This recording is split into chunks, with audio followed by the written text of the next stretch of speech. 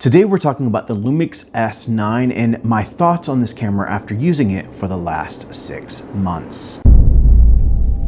It seems just like yesterday that we were in Osaka, Japan, hearing about this brand new camera from Lumix, the Lumix S9, and it creating such a buzz online, both positively and negatively. It, in my opinion, has really only gotten better over time. And so with that, I do want to give my thoughts on this camera after using it for the last 6 months in more of a pros and cons kind of approach. Let's go ahead and dive right in talking about some pros that I have for the Lumix S9. The first pro that I have for the Lumix S9 is the amazing image quality. This camera is packing a punch for how small and compact it is. If you are a Lumix S5 II or S5 IIX owner, this is an absolutely great B or C cam for both of those cameras. Now, with that in mind, my next pro is how this camera is a content creation beast. This is a camera that if I'm creating reels for Instagram or TikToks or anything that's short form,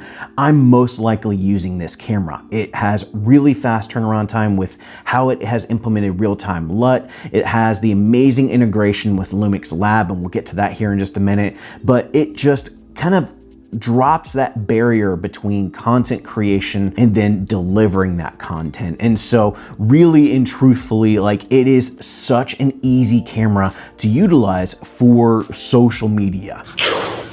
Do you want Taco Bell?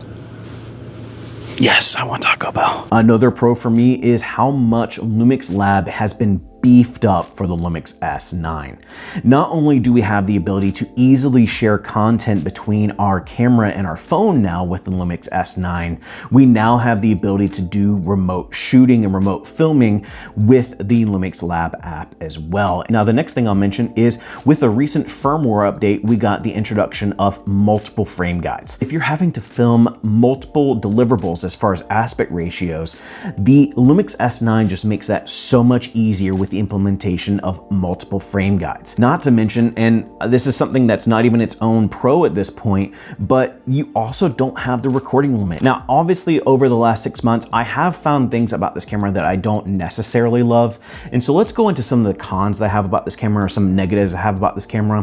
One, I actually didn't think I was going to miss it, but I really do miss an EVF. This is one reason why I may choose to shoot with the FP over this camera, especially with manual lenses, is because I do still have the ability to attach an EVF with the Sigma FP, and I don't have the option with the S9. Another con for me, and honestly is kind of hypocritical because the FP, which is a camera that I love, has the SD card on the bottom of the camera.